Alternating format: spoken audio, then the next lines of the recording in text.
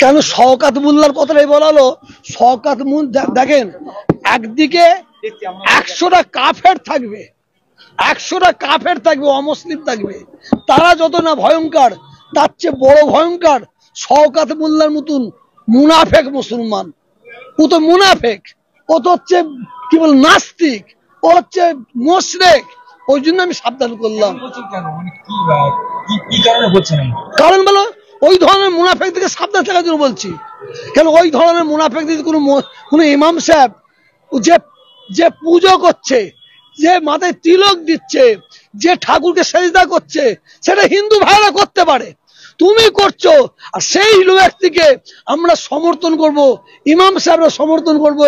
আমি 12 থেকে 14টা মুফতি সাহেবের কাছে ফতোয়া নিয়েছি। ও তো বেঈমান হয়ে গেছে, ও তো মুশরিক হয়ে গেছে, ও মরলেও জানাজার নামাজও পড়া যাবে না বলে দিয়েছে, ও মরলে মুসলমানদের কর্মস্থানে কবর দেওয়া যাবে না, এটা মুফতি সাহেবরা বলেছে, আমি নয়।